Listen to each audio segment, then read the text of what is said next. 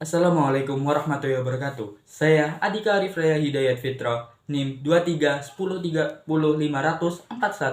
Program Studi Hukum Keluarga Islam, Fakultas Syariah dan Hukum, kelas A.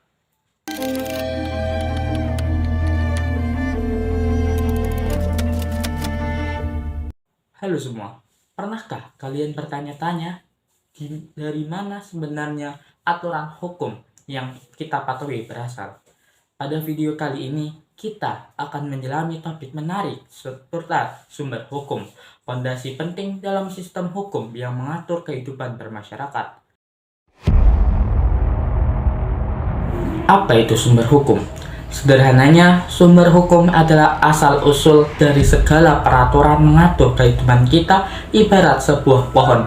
Sumber hukum menjadi akar yang menopang seluruh sistem hukum. Ada dua kategori utama dari sumber hukum. Sumber hukum formil, yaitu undang-undang, aturan tertulis yang dibuat oleh lembaga legislatif seperti Undang-Undang Dasar dan peraturan daerah. Peraturan pemerintah, aturan perlengkap undang-undang yang dibuat oleh presiden atau menteri. Keputusan pengadilan, putusan hakim yang mengikat dalam suatu perkara tertentu seperti putusan Mahkamah Konstitusi. Sumber material, nilai-nilai sosial, pandangan, dan norma yang dianulir masyarakat tentang hal yang baik dan buruk. Yang kedua, keadilan, prinsip memberikan hak kepada setiap orang dalam menyelesaikan perselisihan secara proporsional. Yang tiga, ketuhanan yang Maha Esa, berlandaskan moral dan spiritual yang religi dalam hukum di Indonesia.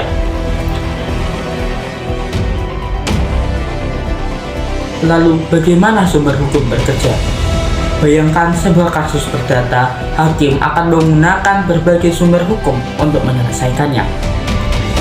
Yang sama-sama kita ketahui, undang-undang menjadi acuan utama dalam menegakkan hukum yang berlaku. Lalu, hakim menggunakan nilai-nilai sosial. Dipertimbangkan hakim untuk memahami konteks dan dampak sosial dari kasus yang sedang dia jalani. Yang ketiga adalah keadilan, menjadi prinsip utama dalam menjatuhkan putusan yang adil bagi semua pihak.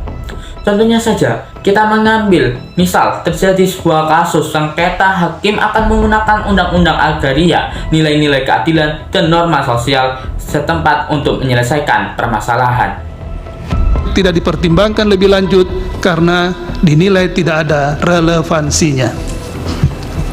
Konklusi, berdasarkan penilaian atas fakta dan hukum sebagaimana diuraikan di atas, Mahkamah berkesimpulan: 1.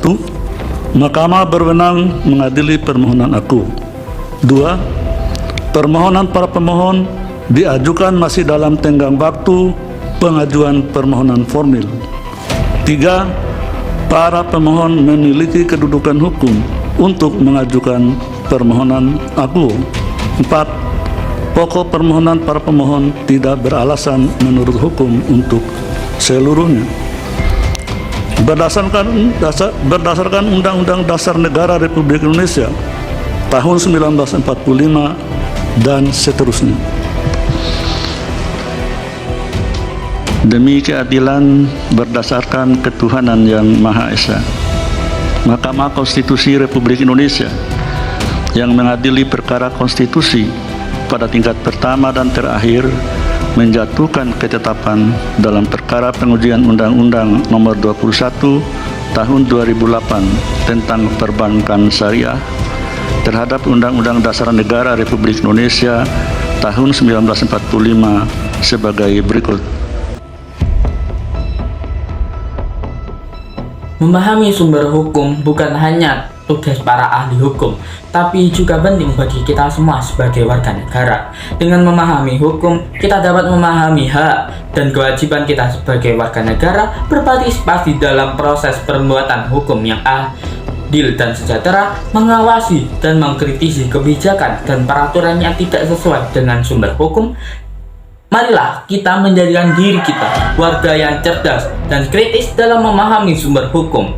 Terima kasih telah menyaksikan video ini. Sampai jumpa di video selanjutnya.